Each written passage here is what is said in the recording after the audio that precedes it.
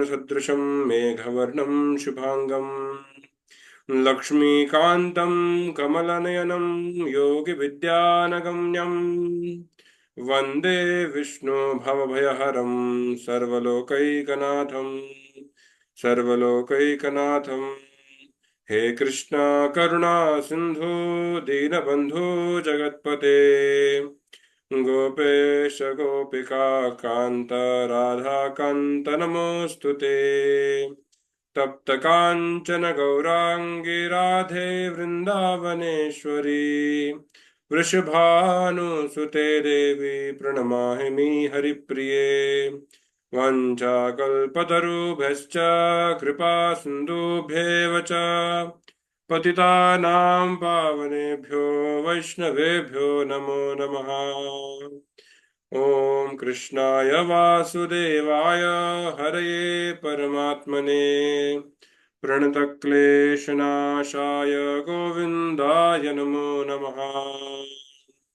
ॐ प्रथमस्तु महाज्वालो द्वितीयस्तु गृकेशरी तृतीय कृष्णपिङ्गाश्च चतुर्थस्तु विदारिणः पंचश्च पंचमश्चैव षष्ठं काशीपमर्धना सप्तमो दैत्यहन्तश्च अष्टमो दीनवल्लभा नवम प्रह्लादवरदो दशमोऽनन्तहस्तकः एकादशो महारुद्रो द्वादश करुणानिधि वज्रनखाय विद्महे तीक्ष्णदंष्ट्राय धीमहि तन्नो नरसिंह प्रचोदयात्।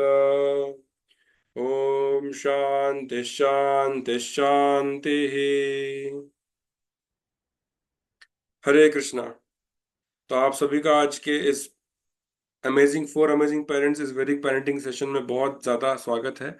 मैं सभी पेरेंट्स का बहुत ज़्यादा स्वागत करना चाहता हूं कि आपने शनिवार की इस रात का समय निकाला और इस अमेजिंग सेशन में पार्टिसिपेट करना का ट्राई किया। मैं बहुत बहुत धन्यवाद करना चाहता हूँ, कृतज्ञता व्यक्त करना चाहता हूँ सभी के लिए, अर्पित प्रभु जी के लिए खास और सभी पेरेंट्स के लिए कि आपने आपका समय निकाला। तो आइए आज हम हमारे आज के विषय पर आगे बढ़ते हैं। तो हम पिछले एक महीने से चर्चा कर रहे हैं फोर अमेजिंग पेरेंट्स के बारे में। तो आज का सेशन जो है वो उसी के आधार पर रहेगा। आज हमारा शायद से आखिरी सेशन रहेगा फोर अमेजिंग पेरेंट्स के सीरीज के ऊपर। तो पिछले एक महीने से हमने चर्चा की विविध प्रकार के दिव्य पेरेंट्स के ऊपर और उनके जीवनी के ऊपर, और उससे हमने कुछ सीखा और हमारे जीवन में अप्लाई करने का प्रयास किया। तो भगवत गीता के तीसरे अध्याय में एक श्लोक आता है, उस श्लोक को मैं बोलना चाहूंगा।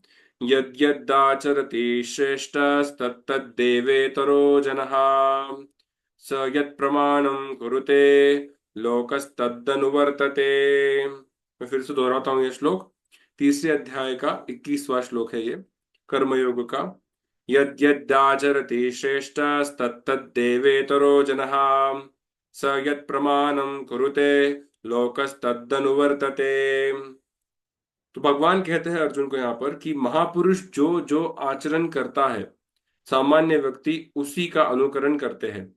वह अपने अनुसरणीय कार्यों से जो आदर्श प्रस्तुत करता है संपूर्ण विश्व उसका अनुसरण करता है। सामान्य लोगों को सदैव एक ऐसे नेता की आवश्यकता होती है जो व्यावहारिक आचरण द्वारा जनता को शिक्षा दे सके। यदि नेता स्वयं धूम्रपान करता हो तो वह जनता को धूम्रपान बंद करने की शिक्षा नहीं दे सकता। तो इस प्रकार से हमने ये श्लोक जाना कि भगवान अर्जुन को कह रहे हैं यद्यत आचरति श्रेष्ठः। भगवान कह रहे हैं कि जिस प्रकार से जो जो आचरण महापुरुष करते हैं, जो जो आचरण जीवन जीने का प्रयास जो महापुरुष करते हैं, जो एग्जाम्पल वो सेट करते हैं, तो पूरा समाज जो है वो उस एग्जाम्पल को फॉलो करता है और अपना जीवन जीने का प्रयास करता है। और अगर महापुरुष जो श्रेष्ठ जन है, जो समाज में श्रेष्ठ जन है, वो कुछ गलत आचरण करेंगे तो वो गलत एग्जाम्पल फिर सेट होता है और लोग उसी को फॉलो करना शुरू कर देते हैं। उसके उदाहरण से हम देख सकते हैं कि जर्मनी में किस प्रकार से हिटलर ने सारे जूस का संहार करने के लिए प्रयास किया और सभी को प्रेरित किया कि हमें जूस का संहार करना है। तो पूरा राष्ट्र जो था उनका वो जूस को ढूंढ ढूंढ कर मार रहा था क्योंकि उनका नेता चाहता था कि ऐसा हो। तो ऐसे बहुत सारे एग्जाम्पल्स हम लोगों ने देखे हैं कि अगर नेता करप्ट हो जाता है तो पूरा देश करप्ट हो जाता है, और देश करप्ट हो जाता है तो फिर पूरा विश्व हाहाकार बच जाता है।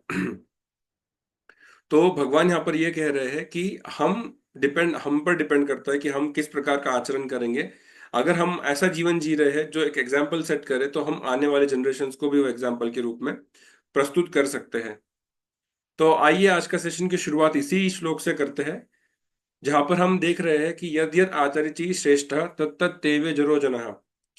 तात्पर्य यह है कि जो महान व्यक्तिमत्व है, जो महान नेता है, जो महान हिस्टोरियंस है या फिर हिस्टोरिक फिगर्स है, उन्होंने जिस प्रकार से जीवन जिया, हम आज उन्हीं के जीवनी के आधार पर कुछ वैल्यूज को हमारी पेरेंटिंग में इम्बाइब करेंगे, और उसको हम लोग प्रैक्टिकल रूप से आज के 21st सेंचुरी में कैसे इन्वॉल्व कर सकते हैं और फॉलो कर सकते हैं, वो जानने का प्रयास करेंगे।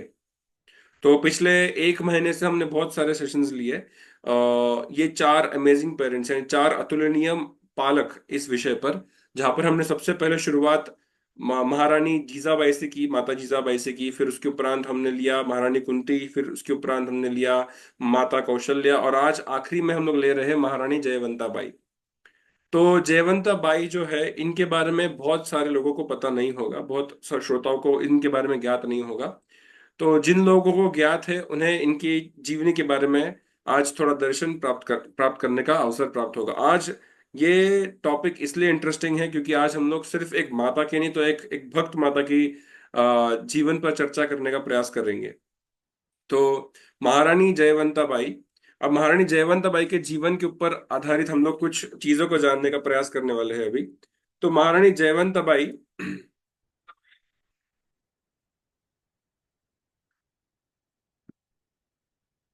हरे कृष्णा।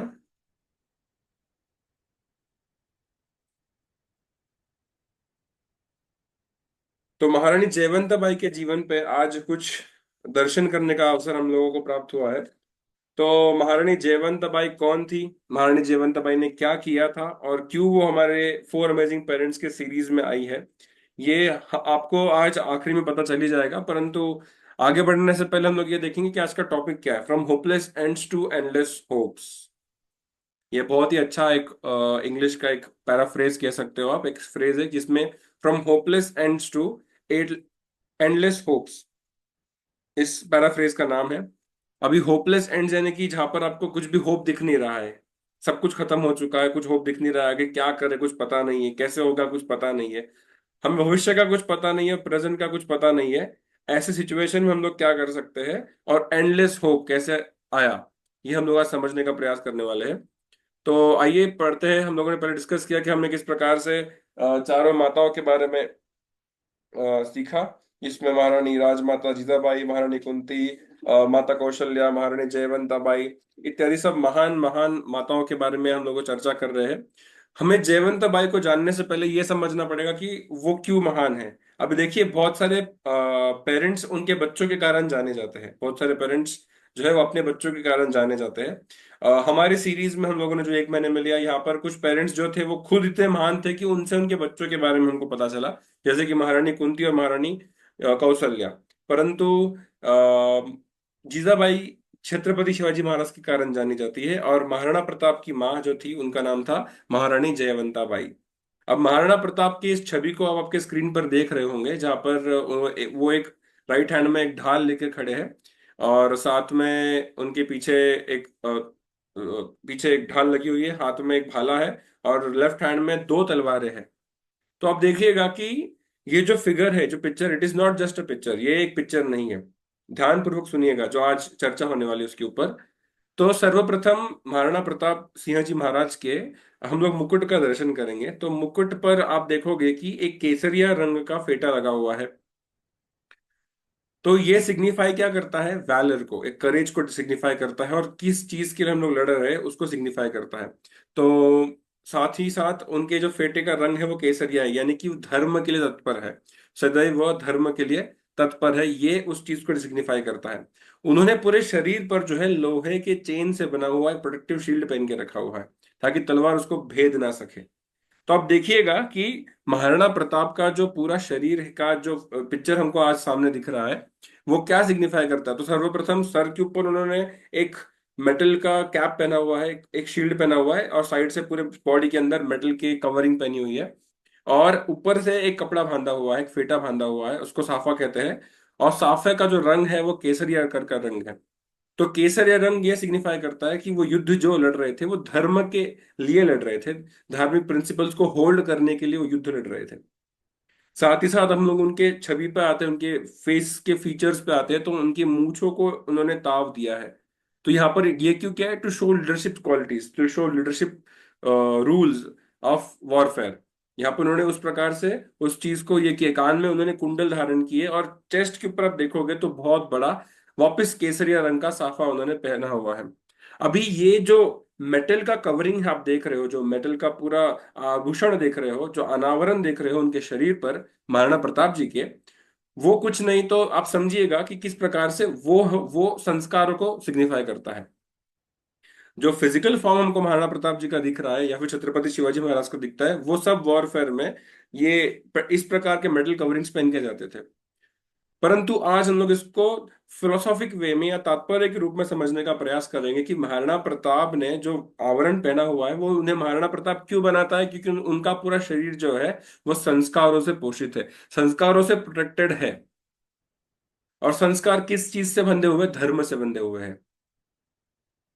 उनके स्टमक पर, उनके उनके नाभि के अंग पर वहां पर केसरिया वस्त्र लगा हुआ है, सर पर केसरिया वस्त्र लगा हुआ है, यानी कि धर्म से उनका मस्तिष्क और धर्म से उनका शरीर जो है वो संस्कारों से बंधा हुआ है। किसके, तो अपने माता पिता के, अपने माता पिता के संस्कारों से वो बंधा हुआ है। और तलवार का जो बेल्ट है वो भी उसी उसी रूप से बाहर निकल रहा है। अभी देखिएगा कि महाराणा प्रताप जी के हाथ में दो तलवारें हैं। युद्ध में अगर उनके हाथ में, एक हाथ में भाला है और एक हाथ में तलवार, तो युद्ध लड़ सकते हैं।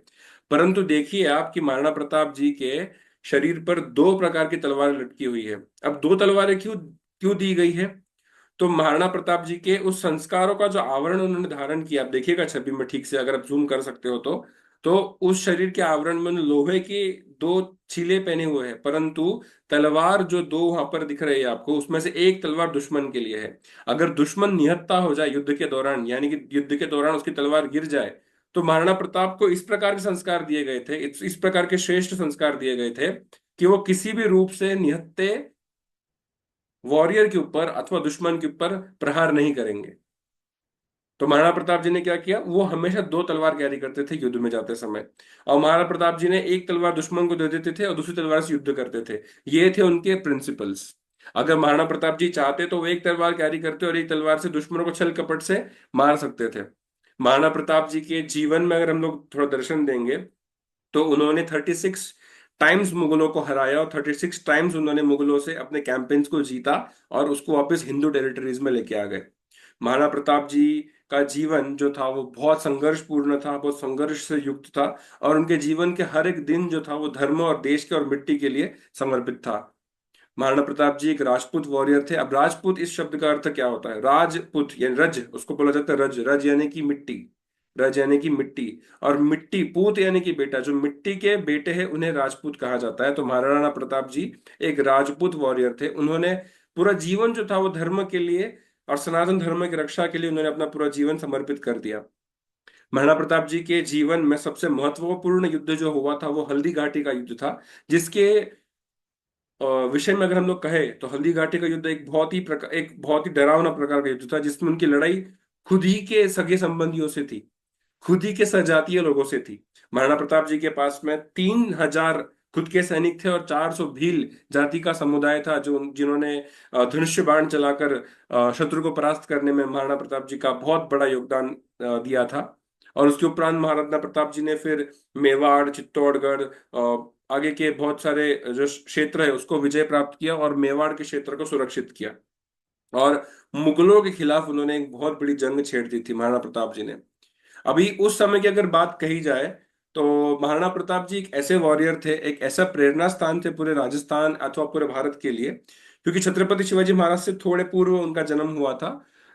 तो महाराणा प्रताप जी के जीवन के अंदर संघर्ष की मात्रा कुछ ज्यादा ही थी, क्योंकि तभी मुगलों का आक्रमण पूरे भारत में बहुत ज्यादा हो चुका था। और मुगलों के प्रति हर एक प्रकार की मुहिम में महाराणा प्रताप जी ने कभी भी शरणागति की भावना नहीं रखी कि मैं अगर हार जाऊंगा तो शरणागति ले लूंगा।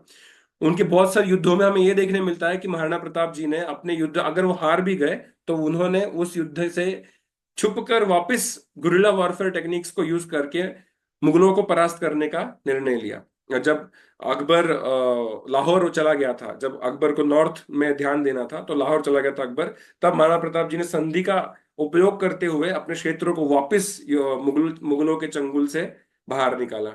महाराणा प्रताप जी ने के राज्य में, ऐसा कहा जाता है, शास्त्रों में भी वर्णन है और पुराणों में वर्णन है, जो बहुत सारे इतिहासकार हैं उन्होंने लिखा है कि जब महाराणा प्रताप जी राजा बने, जब उन्होंने मेवाड़ की राजगद्दी संभाली, तब मेवाड़ में एक भी चोरी नहीं होती थी। He was the ideal king.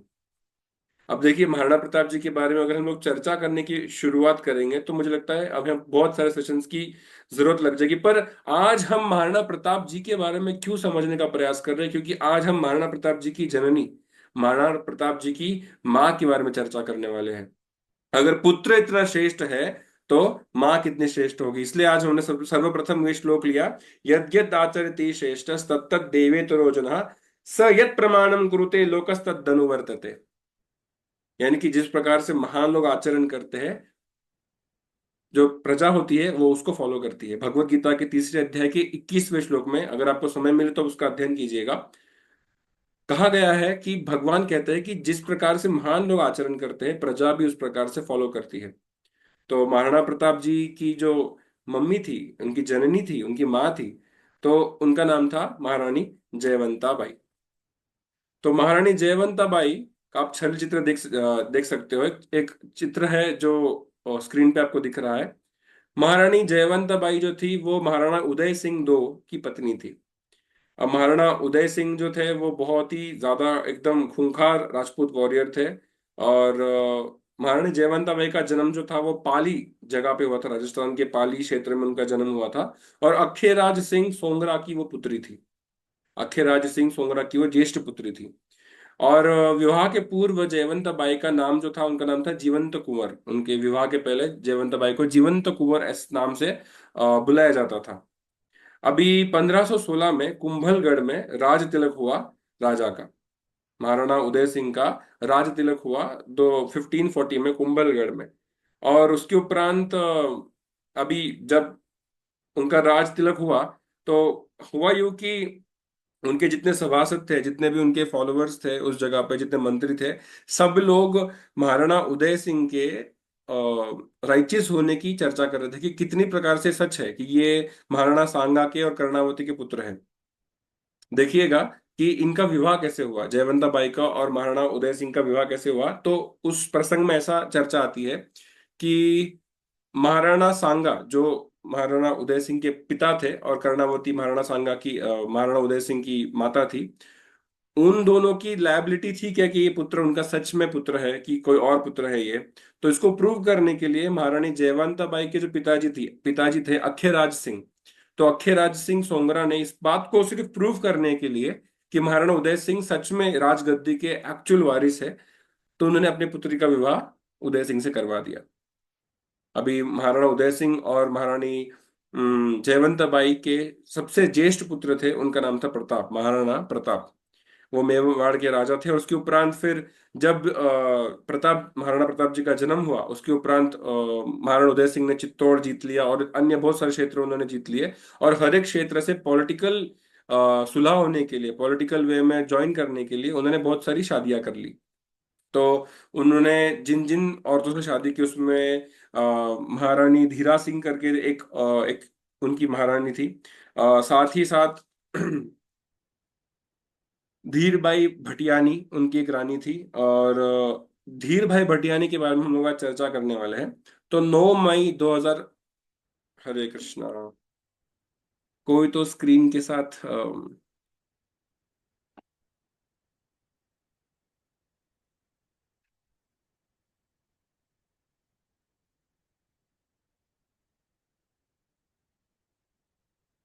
हरे कृष्णा,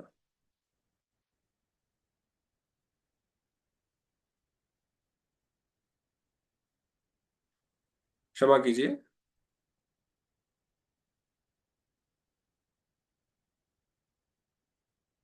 तो महारानी जयवंता बाई अभी महारानी जयवंता बाई ने 9 मई दो 1540 को महाराणा प्रताप का जन्म दिया। तभी महाराणा उदय सिंह ने बहुत सारे राज्य को जीत लिया, उसमें चित्तौड़ था और इतने बहुत सारे राज्य थे।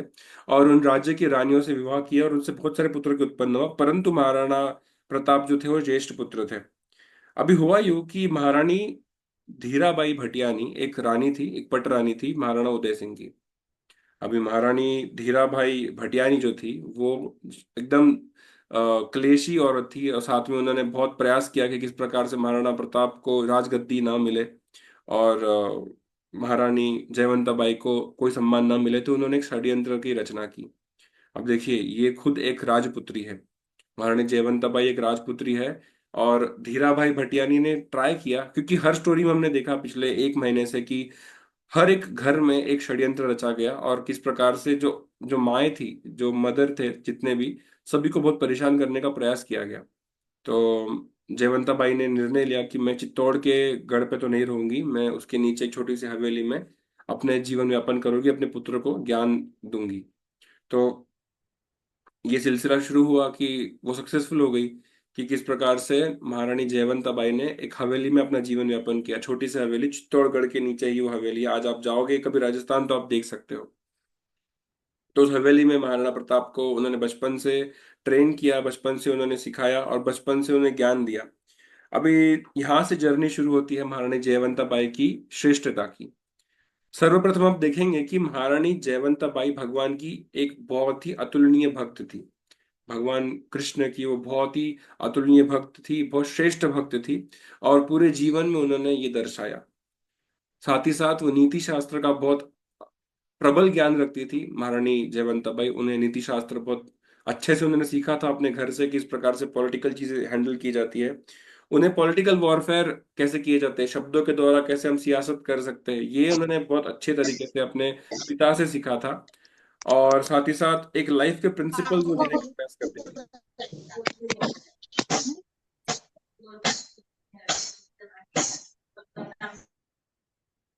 हरे कृष्णा। कृपया सब अपना माइक बंद रखिए। हरे कृष्णा। और महारानी जयवंताबाई जो थी वो लाइफ प्रिंसिपल्स के साथ जीने का प्रयास करती थी।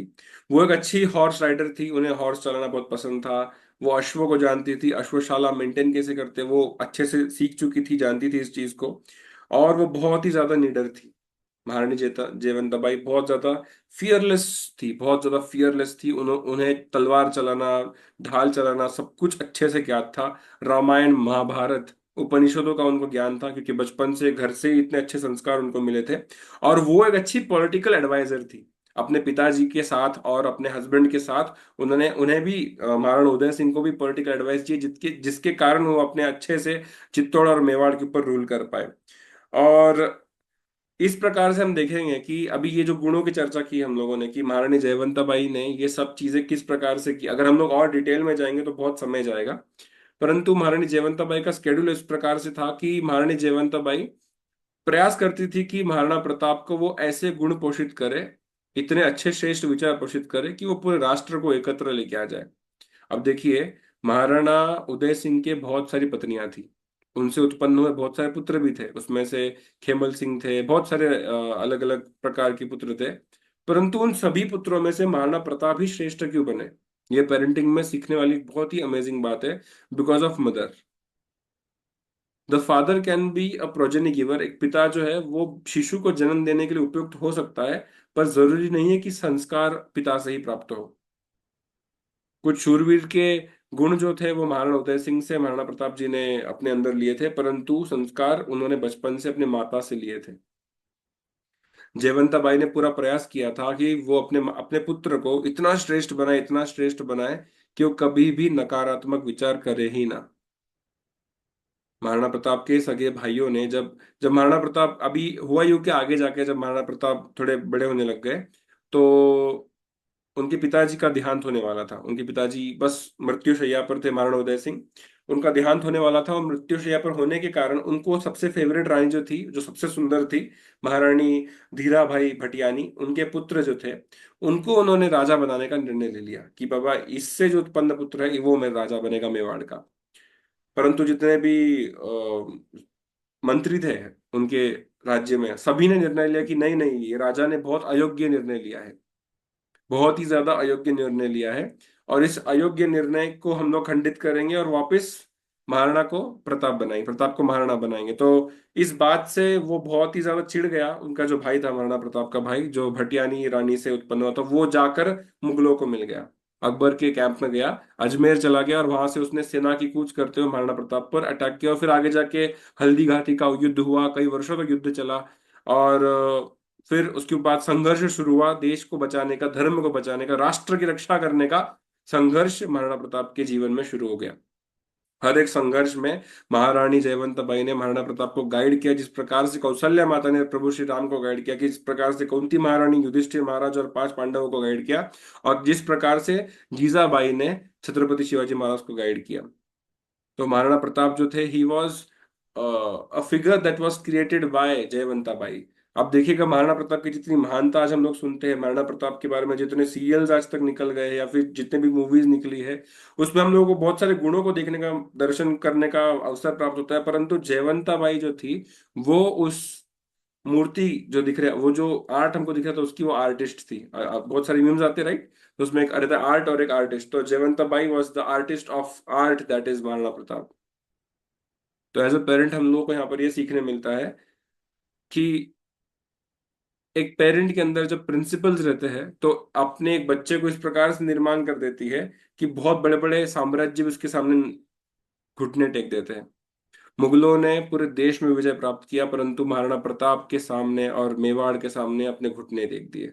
वो एकमात्र ऐसा राज्य था जब मुगल उसको कितना भी प्रयास करो कैप्चर नहीं कर पाया, कैप्चर करने के बाद इतनी बार हार गए कि उन्होंने कैप्चर करने का थॉट ही दिमाग से निकाल दिया।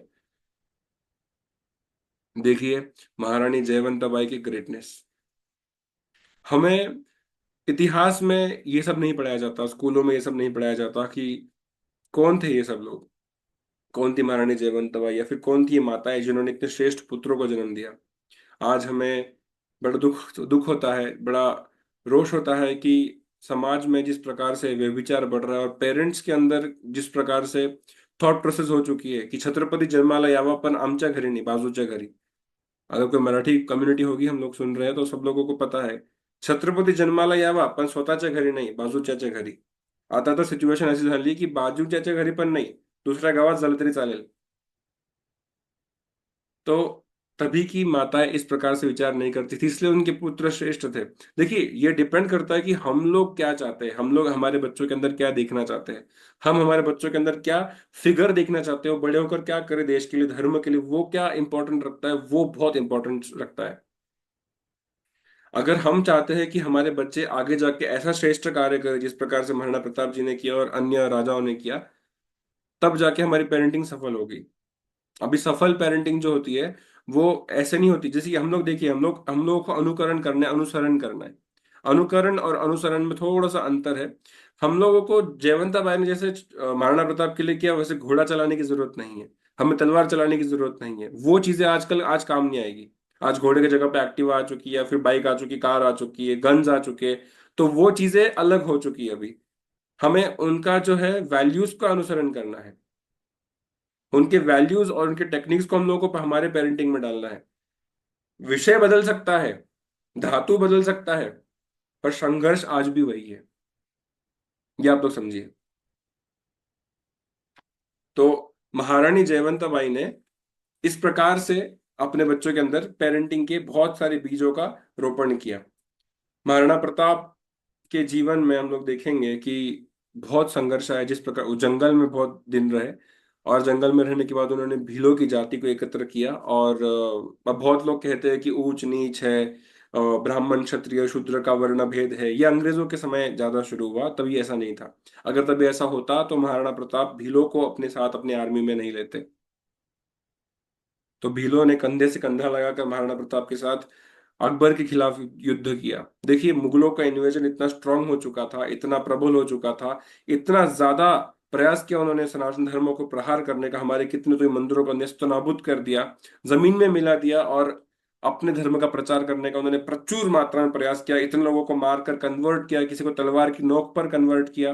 तो किसी को मार दिया जिसने बात नहीं मानी। इस परिस्थिति में जब भारत में इतनी खतरनाक शक्तियां एक्टिव थी, इतने आतंकवादी एक्टिव थे, तब महारानी जयवंताबाई के पुत्र ने ठान लिया कि मैं आंदोलन में आवाज उठाऊंगा।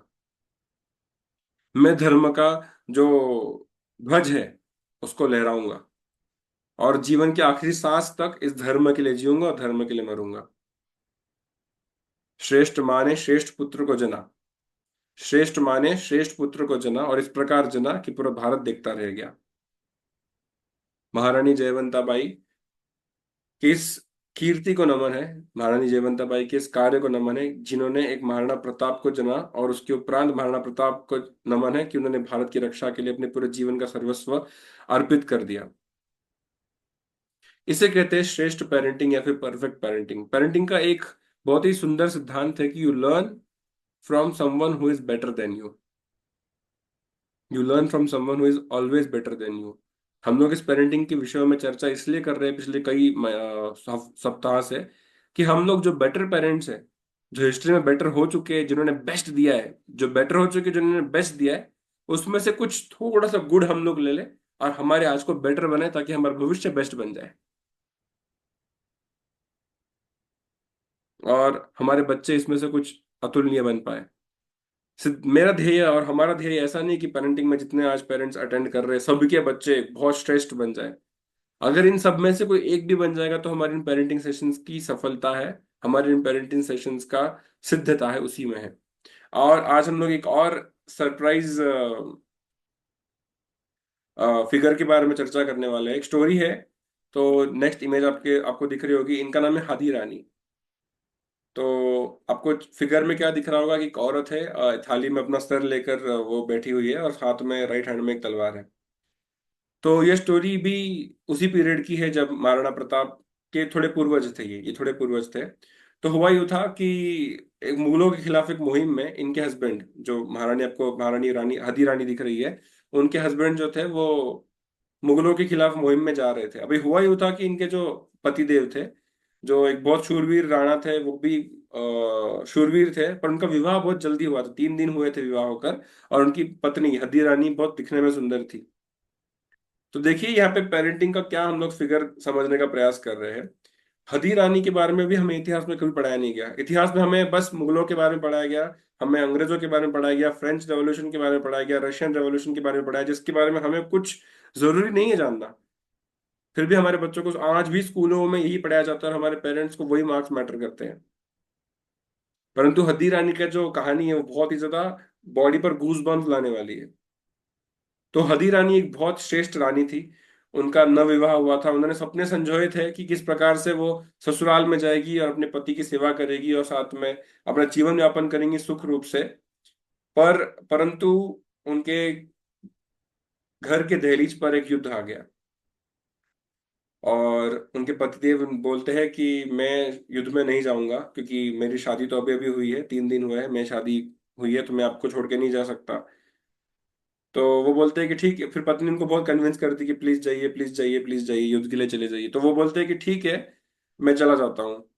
तो जब युद्ध के लिए चले जाते हैं, वहां पर युद्ध युद्ध करने के लिए चले जाते हैं, वहां से वो पत्र लिखकर भेजते हैं अपने राजमहल में कि रानी को कहना कि कुछ मोमेंटो दे दे मुझे, कुछ साथ में मोमेंटो दे दे, कि उस मोमेंटो को मैं पास में रखूंगा तो मैं अपना कर्तव्य कभी भूलूंगा नहीं युद्ध में। उस मोमेंटो से मैं अपना कर्तव्य कभी भी नहीं भूलूंगा। तो हदीरानी तलवार लेती है और तलवार से अपना सर काट देती है, और सर को एक थाली में रखती है और उसको एक पोटली में बांध के अपने हस्बैंड को, अपने दासियों को कहती है हस्बैंड को दे दीजिएगा जब मैं सर काट दूंगी उसके बाद। तो वो अपने पति के पास, महाराणा के पास में वो सर जाता है, रानी हदी रानी का। और उस सर को देख के वो बहुत अचंभित हो जाते हैं, और वो पत्र में लिखा रहता है कि ये लीजिए मेरा सर, आप मेरे शरीर से इतने आसक्त थे, अभी आपकी आसक्ति में आपके साथ ही रहोगी, तो इसको आप गले में बांध लीजिएगा, युद्ध लड़िएगा, और अपने अपना धर्म, अपना तत्पर कार्य कीजिएगा, और देश की रक्षा के लिए, धर्म की रक्षा के लिए अपने जीवन को दीजिएगा। तो हदी रानी ने अपने मस्तिष्क को काट कर अपने हस्बैंड को दे दिया और बोला कि आप इसको मोमेंटो के रूप में रखिएगा, ताकि आपको स्मरण रहे कि ये जीवन नश्वर है, ये जीवन जो है ये धार्मिक कार्य जीने के लिए बहुत ही ज्यादा उपयुक्त है, और इसी के वजह से हम सब लोग जीवित रहेंगे। तो उन्होंने अपने पत्नी का सर जो था वो अपने गले को बांध लिया बालों के साथ में, और युद्ध लड़ा, युद्ध में वीर गति प्राप्त की, परंतु दुश्मनों को एकदम परास्त करके। वो युद्ध जीतने के बाद में उन्होंने वीर गति प्राप्त की। और ये एक बहुत सुंदर एग्जाम्पल है। इतने श्रेष्ठ रानियां हो चुकी है राजस्थान के राज्यों में, हम लोग देखोगे तभी की माताओं का इतना श्रेष्ठ कैलिबर था, तभी की माताएं इतनी ज्यादा प्रबल थी। आज की औरतों को अंग प्रदर्शन और साथ में व्यभिचार ये बहुत अच्छा लगता है, they like doing so many of shows of. परंतु तभी की माताएं सच में एक एग्जाम्पलरी एग्जाम्पल थी। अगर आप लोगों ने पद्मावत मूवी देखी होगी तो उसमें जौहर का सीन आता है, किस प्रकार से रानी पद्मावती ने जौहर किया था। तभी की रानियां जौहर करती थी। जौहर का तात्पर्य है कि अग्नि में खुद के शरीर को झोंक देती थी ताकि पर पुरुष उसको छू ना पाए। अभी हमारी माताएं इतनी श्रेष्ठ थी, हमारा कल्चर इतना ज्यादा डीप था, हम लोग हिंदूज इतने ज्यादा स्ट्रांग थे कि हम लोगों ने कैसे इन्वेजन को फेस करना है और किस प्रकार से भारत को बचाना है ये सीख लिया था। देखिए, एक एनालॉजी आज आपको मैं समझाने का प्रयास करूंगा। सभी लोग कहते हैं कि सनातन धर्म हमेशा रहेगा, कभी कभी उसको खत्म नहीं कर पाएंगे, कोई भी खत्म नहीं कर पाएगा। ये सब लोग कहते हैं कि सनातन धर्म की रक्षा सदैव होगी और उसको कोई खत्म नहीं कर सकता क्योंकि उसका नाम ही सनातन है। परंतु मैं आज आपको एक चीज समझाना चाहता हूँ। धर्म सनातन इसलिए है क्योंकि उसकी उसके जो फॉलोअर्स है वो सनातनी है। अब सनातनी का तात्पर्य क्या होता है समझाता हूँ मैं। अगर आपने विज्ञान पढ़ा होगा तो उसमें कंसेप्ट आता है, उसका नाम होता है सर्वाइवल ऑफ द फिटेस्ट। यानी कि अगर आपको जीना है तो आपको फिट बनना पड़ेगा दूसरे प्रजातियों से। हमारा सनातन धर्म जो था वो हमेशा झूंज करता रहा। हम लोगों ने कभी हार नहीं मानी। इस ऐसा नहीं कि हम लोगों पर आक्रमण नहीं हुए, सबसे ज्यादा आक्रमण भारत पर हुए। भारत ने किसी पर आक्रमण नहीं किया कभी भी। भारत ने किसी, अपने इतिहास में किधर पढ़ा नहीं होगा कि भारत के राजाओं ने जाकर ईरान इराक में सनातन धर्म हिंदुइज्म का प्रचार किया और वहां पे लोगों को तलवार के नोक पर कन्वर्ट कर दिया। चाइना में चले गए, वहां पे कन्वर्ट कर दिया। म्यांमार में चले गए, वहां पे कन्वर्ट कर दिया। रशिया में चले गए, वहां पे कन्वर्ट कर दिया। अमेरिका चले गए, वहां पे कन्वर्ट कर दिया। हमारे इतिहास ऐसा कभी रहा ही नहीं है। परंतु हम लोग आज तक क्यों एग्जिस्ट कर रहे हैं? 800 साल का मुगल रूल, 200 साल का क्रिश्चियन रूल के बाद में भारत में आज भी 85% हिंदूज क्यों है? उसके पीछे का एकमात्र रीजन ये है श्रोताओं, कि हम सब लोग संघर्ष करना जानते हैं। हम सबके खून में संघर्ष है क्योंकि हम सबके जो आइडियल्स थे वो इतने महान थे, जिन्होंने खून का आहुति देकर देश की रक्षा की है, सर को न्यौछावर करके देश की रक्षा की है, और इतने सुंदर पेरेंटिंग की है कि आने वाली जनरेशन्स इस राजाओं से परिपूर्ण है। छत्रपति शिवाजी महाराज के कारण आज हम सब लोग सेफ महसूस करते हैं। जो राजा ने अपने पूरा जीवन स्वराज्य के लिए न्यौछावर कर दिया, जिस महाराणा ने पूरा जीवन स्वराज्य के लिए न्यौछावर कर दिया, ऐसे महान राजाओं के कारण और उनकी जननी के कारण हम लोग आज सेफ महसूस कर रहे हैं, just because of good parenting. देखिए, आप सबको गुड पेरेंट बनना क्यों ज्यादा जरूरी, क्यों ज्यादा इंपॉर्टेंट है? क्योंकि हम लोगों को सिर्फ खुद के घर की चिंता नहीं करनी है।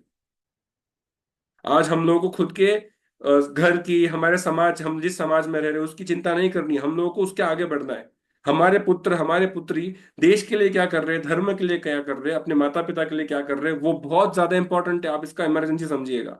स्कूल में history, science, maths, English, geography, civics, GK, grammar पढ़ने से ही बच्चा एजुकेटेड बनेगा ये जरूरी नहीं है। Why? Why it is not essential? Because spirituality is the backbone of education. Education without spirituality is nonsense. एक बहुत बड़े थिंकर फिलोसोफर ने कहा है कि education without spirituality is nonsense. Character development without education और education without character development is nonsense.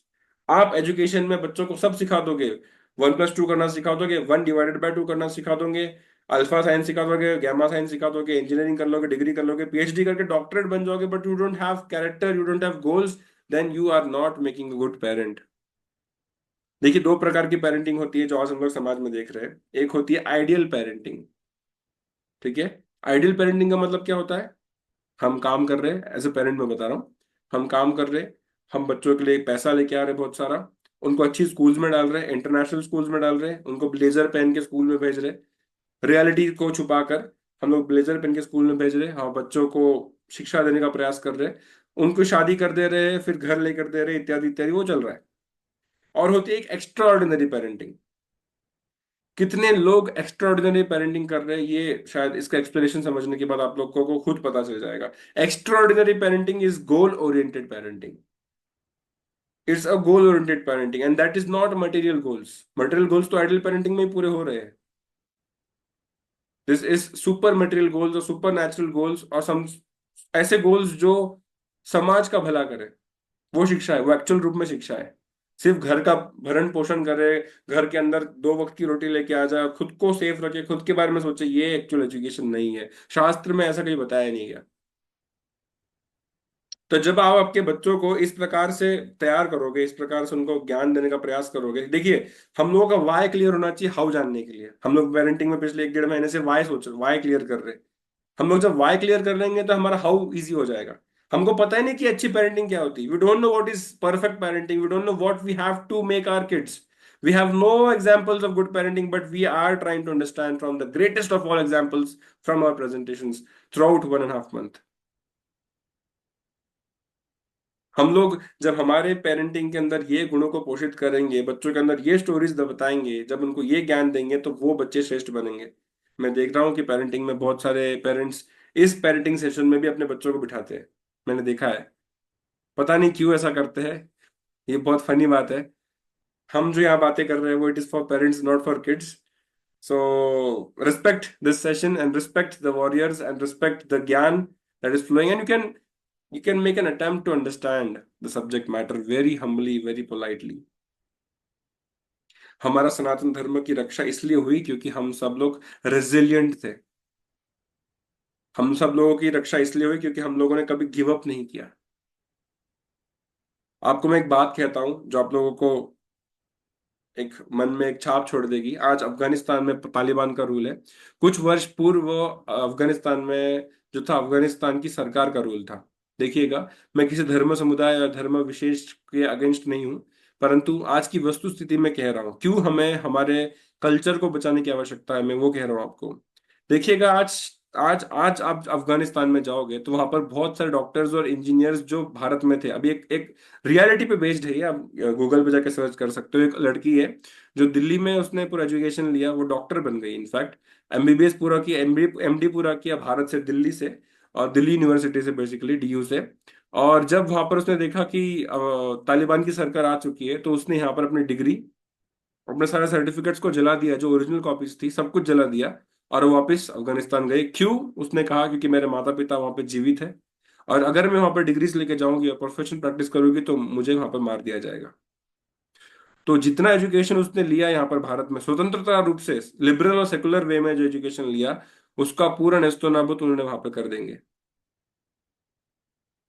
देखिए, हम लोगों के कल्चर में सभी का सम्मान, सभी का विकास और सबका सोच करने की सिद्धांत की मेंटेलिटी को दिया गया। आज आप आपके बच्चों को अच्छा इंजीनियर जरूर बना दोगे, पर उस इंजीनियरिंग की रक्षा के लिए आप क्या कर रहे हो? उस डॉक्टरी की रक्षा के लिए आप क्या कर रहे हो? ये सोचने की बात है। हमारी पेरेंटिंग शुड बी ओरिएंटेड। देखिए, पेरेंटिंग बहुत प्रकार से ओरिएंटेड होती है। First orientation should always be on family. पहले अपने परिवार के वेलबींग के बारे में विचार कीजिए। कैसे हमारे परिवार की आज की जो कंडीशन है कल बेटर होनी चाहिए। पर साथ में हमारे परिवार से जुड़े हुए जनों की, जो सामान्य जन है, उनकी कंडीशन भी बेटर हो, ये एजुकेशन का पहला गोल है। I will study because I want to make my life better and my the family that I am with, उनकी life better. Secondly, it should be जिस सोसाइटी में मैं रह रहा हूँ, जिस सोसाइटी में मैं रह रही हूँ, एजुकेशन का दूसरा गोल रहता है कि हम हमारी सोसाइटी को अच्छा करें। और तीसरा रहता है कि हम लोग हमारे पर राष्ट्र को अच्छा करें। सोसाइटी अच्छी हो जाएगी तो राष्ट्र अच्छा हो ही जाएगा, और आप आइडियल बनोगे। हम लोग भगवत गीता के इस श्लोक से आज समझने का प्रयास कर रहे हैं, यद यद आचरिति श्रेष्ठ। भगवान कह रहे हैं, वापस मैं दोहरा रहा हूँ, भगवान कह रहे हैं कि जैसे महान लोग बर्ताव करते हैं उस प्रकार से ही सामान्य जन उसको फॉलो करते हैं। तो हमें बहुत ही ज्यादा अनिवार्य है। हम लोगों ने देखा कि from hopeless ends in the life of amazing parents, Rajmata Jijabai के जीवन में इतने सारे होपलेस एंड्स थे। उनके हस्बैंड को कैप्चर करने के लिए आदिल शाही ने बहुत सारी सेना भेज दी थी। उन्हें एकदम सीक्रेटली छत्रपति शिवाजी महाराज को ट्रेन करना पड़ा। सारे एंड्स खत्म हो चुके थे, ना उनके पास फाइनेंसेस था, ना उनके पास में आर्मी थी, कुछ भी नहीं था। There was utter hopelessness. महारानी कुंती के जीवन में अटर होपलेसनेस। क्यों? उनके हस्बैंड का देहांत हो चुका था। उनको अपने ससुराल में रहना पड़ रहा था। अपने पुत्रों को वो किस प्रकार से संगोपन करती। मदर कौशल्या के जीवन में अटर होपलेसनेस, 14 साल तक भगवान को आगे जाके वनवास था, और उनके जीवन में पर्सनली कौशल्या माता के जीवन में इतनी सारी कठिनाइयां थी। महारानी जयवंता बाई को अपने ही घर से दूर एक छोटे से हवेली में रहना पड़ा। सभी के लाइफ में अपने अपने चैलेंजेस थे। सब लोगों के लाइफ में होपलेस एंड्स थे, there was no hope at all कि वो अपने बच्चों को किस प्रकार से ग्रो करेंगे। पर सबसे ज्यादा महत्वपूर्ण बात आज हम सब पेरेंट्स को समझने वाली है, इन सब के चारों के जीवन में एक बेस था, वो था धर्म। इन चारों के जीवन में एक बेस था, वो था धर्म। और सबमिशन टू धार्मिक प्रिंसिपल्स गेव एंडलेस होप्स। इन चारों माताओं ने अपने जीवन को सबमिट किया धार्मिक प्रिंसिपल्स से जीने के लिए, और इसी ने उनको एंडलेस होप्स दी अपने बच्चों को ग्रो करने के लिए। जब आप धर्म के आधार पर जीवन जीते हो, जब धर्म के आधार पर आप जीवन को प्रसार करने का प्रयत्न करते हो, ग्रो करने का प्रयत्न करते हो, तो ये आपको एंडलेस होप जरूर देगा। आप कभी भी डेड एंड पे आके खड़े नहीं रहोगे। हम लोग बहुत बार चर्चा करते हैं कि क्यों भगवान हमारा साथ नहीं देते, क्यों भगवान हम लोगों के साथ ये करते हैं। अगर हम अधर्म युक्त जीवन जिएंगे, अगर हम धर्म को छोड़कर व्यभिचार करने का जीवन युक्त करेंगे, तो भगवान या फिर कोई भी डिविनिटी हम लोगों को साथ नहीं देगी। क्यों भगवान ने सिर्फ और सिर्फ ऐसे माताओं के पुत्रों के साथ ही क्यों अपना ये दिखाया, सपोर्ट दिखाया। छत्रपति शिवाजी महाराज को क्यों इतनी पावर प्राप्त हुई? क्योंकि वो धर्म के आधार पर जीवन जी रहे थे, अपनी माता के कारण, अपने माता के पेरेंटिंग के कारण। आप लोगों को अपने बच्चों को पाप पुण्य का अंतर सिखाना है, आपको आपके बच्चों को धर्म धर्म का अंतर सिखाना है, आप लोगों को अपने बच्चों को यह सिखाना है कि क्या सही है और क्या गलत है। ये सिखाना है, इसमें शर्माना बिल्कुल भी नहीं है। बहुत सारे पेरेंट्स शर्माते हैं कि क्यों हम लोग ये सब बातें कहें, is it important, Y it is important, इससे क्या ही फायदा होगा। बट ये चीजें आपको सिखानी है। जब आप आपका जीवन धर्म से जियोगे, तो भगवान आपके गर्भ में जन्म लेंगे। धर्म का इतना सुंदर सिद्धांत है। भगवान कहते हैं कि जब जब धर्म की हानि होती है, तो मैं जन्म लेता हूँ, पर उसके गर्भ में लेता हूँ जो धर्म का पालन कर रहा है। वो सुंदर तत्व भगवान का तब आता है जब हम लोग उस धर्म का पालन करते हैं और जीवन को सुंदर रूप से जीने का प्रयास करते हैं, धर्म के आधार पर जीने का प्रयास करते हैं। और हमारे पुत्र पुत्री उस प्रकार से श्रेष्ठ बनाने का हम लोग अनुगत्य करते हैं। देखिए, पढ़ाई लिखाई अपने स्थान पर बहुत योग्य है, उसको आपको करना भी चाहिए, अच्छे रूप से करना चाहिए। पर character development should be your goal. ये आप लोगों का गोल होना चाहिए। आपको जिस भी संस्था में वो मिल जाए वहां चले जाइएगा। आपको जिस व्यक्ति से अपने बच्चों के लिए वो मिल जाएगी, उन्हें सबमिट कीजिएगा, क्योंकि अभी ये समय है। एक बार बच्चे 15 वर्ष के हो चुके हैं, क्योंकि साइकोलॉजी के अनुसार 15 वर्ष के बाद आप उन्हें कुछ भी नहीं बता सकते, you can not guide them in that direction. तो आप सबको बस 15 वर्ष एक्चुअल पेरेंटिंग करनी है। 15 वर्ष अब हार्डवर्क करोगे, आने वाले 75 वर्ष अब आराम से रहोगे। This is the guarantee of शास्त्र। आपको बस आने वाले 15 वर्ष तक बच्चों को अच्छे से पेरेंटिंग करनी है, सुंदर रूप से पेरेंटिंग करनी है। फिर उसके उपरांत कोई भी आपको विषय त्रस्त नहीं करेगा। बच्चों को ब्रह्मचर्य का गुण सिखाना, बच्चों को कंट्रोल सिखाना, आहार निद्रा में कंट्रोल सिखाना, सारे रूप में कंट्रोल सिखाना, ये पेरेंट्स का बहुत बड़ा कर्तव्य है। बहुत सारे पेरेंट्स एक्सक्यूज देते हैं कि हमारा जॉब रहता है, इतना पॉसिबल नहीं होता, तभी कि माताओं को जॉब नहीं होता था। मैं बताऊंगा, इसको हम लोग कहेंगे, चाणक्य पंडित कहते हैं कि अगर जहां पर एक्सक्यूजेस आ जाते हैं, इसका ये तात्पर्य है कि आप इतने इंटरेस्टेड नहीं हो। चाणक्य पंडित की एक नीति है। नीति ये कहती है कि जब आप एक्सक्यूज देने लग जाओ किसी चीज को लेके, इसका मतलब है कि आप इंटरेस्टेड नहीं हो। तो क्या हम हमारे बच्चों के पेरेंटिंग में इंटरेस्टेड नहीं है? 10 लोग जो करेंगे, हम भी उस प्रकार से करें, ये आचरण एक पेरेंट का नहीं होना चाहिए। हम हमारे बच्चों को श्रेष्ठ कैसे बनाएं, बहुत प्रफुल्ल कैसे बनाएं, ये आपको समझना चाहिए। और जब आपके बच्चों के जीवन में बहुत कलामिटीज आ जाए, बहुत परेशानियां आ जाए, तब आपके बच्चे किस प्रकार से बिहेव करते हैं, आपकी पेरेंटिंग का रिजल्ट रहेगा। रोते धोते त्रस्त हो जाते, या फिर नशा पान करने लगते, ये समय आपको बताएगा। परंतु हमें ये समझना चाहिए कि अगर हम धार्मिक प्रिंसिपल्स को हमारी लाइफ को सबमिट करेंगे, तो हमें हमेशा एंडलेस होप्स ही मिलेंगे। बहुत सारे होप्स मिलेंगे। ऐसा कभी भी नहीं होगा आपके जीवन में कि आप किसी डेड एंड पे आके रुक जाओगे। पर धार्मिक प्रिंसिपल्स, धर्म के आधार पर जीवन जियोगे, तब आपको भगवान का भी साथ मिलेगा और प्रकृति भी आपका साथ देगी। आप घर पे एक शुद्ध शाकाहारी जीवन जीने का प्रयास कीजिए। मेरी आप सभी से हाथ जोड़कर विनती है। बच्चों के अंदर सुंदर गुणों की प्रवृत्ति होगी। आप घर पर एक अच्छा स्पिरिचुअल लाइफ बनाइए, स्पिरिचुअल एनवायरनमेंट बनाइए। कुछ टू डू लिस्ट है जो आज हम लोग समझने का प्रयास करेंगे। आप घर पे ये चीज कर सकते हो। आप लोगों को रोज एक स्पिरिचुअल स्टोरी पढ़नी है, जो मैंने पिछले संडे आपको एक सैटरडे एक्सरसाइज दी थी। सर पे हाथ रखना लेफ्ट हैंड, और राइट हैंड से बच्चों को स्टोरी बतानी है सोते समय। उनको उस प्रकार के सपने आएंगे। ये साइकोलॉजिकली प्रूवन है। अमेरिका में बहुत सारे पेरेंट्स 85 वर्षों से ये काम कर रहे हैं। आपको खुद एक गोल ओरिएंटेड लाइफ जीना है। रोटी कपड़ा मकान का चिंता तो आप लोगों को करना ही करना है, परंतु आपको गोल ओरिएंटेड लाइफ जीना है। आपके जीवन में एक गोल होना चाहिए, और वो मटेरियल गोल नहीं होना चाहिए, एक स्पिरिचुअल गोल होना चाहिए। कि हमें उस लेवल तक पहुंचना है, हमें उस लेवल तक पहुंचना है। उस लेवल तक पहुंचने के लिए जो भी यथारूप योग्य लगे, हम वो कार्य करेंगे। आपको तीसरा मुद्दा है रूटीन मैनेजमेंट इज एसेंशियल। आपको आपका पर्सनल रूटीन मैनेजमेंट करना है, क्योंकि आपका रूटीन जब देखेंगे बच्चे, उनको खुद टाइम मैनेजमेंट आ जाएगा।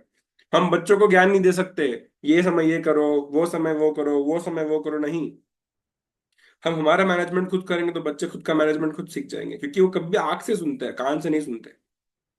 चौथा है कि आप जिस भी आध्यात्मिक मार्ग में हैं उसको समझने का प्रयास कीजिए, उसके ध्रुव गूढ़ तक जाइए, उसके डीपनेस तक जाइए, स्पिरिचुअलिटी को समझिए। और आपके बच्चों को वॉरियर्स बनाइए, वरियर्स मत बनाइए। Shape your kids into warriors, not warriors. उनको एक योद्धा बनाइए, ना कि चिंताजनक लोग।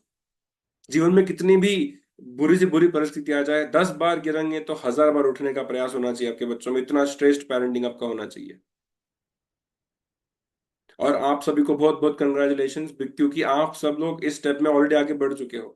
आप लोग ये समझने का प्रयास कर ही रहे हो। Out of thousands and crores of parents outside, हम सब लोग की चर्चा कर रहे हैं कि कैसे हम हमारे बच्चों को श्रेष्ठ बना सकते हैं, और कैसे भारत का भविष्य उज्जवल कर सकते हैं, और देश का और दुनिया का भविष्य उज्जवल कर सकते हैं। इसी के साथ मैं आज आप सभी से आज्ञा लेता हूँ। बहुत बहुत धन्यवाद। हरे कृष्णा। छत्रपति शिवाजी महाराज की जय। अगर किसी को कोई प्रश्न होगा तो आप वो प्रश्न मुझे पूछ सकते हैं।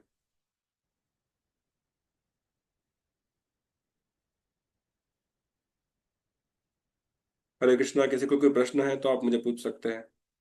आप हाथ ऊपर कीजिएगा। आप हाथ ऊपर कीजिएगा। आप किसी को प्रश्न होगा तो आप पूछ सकते हैं।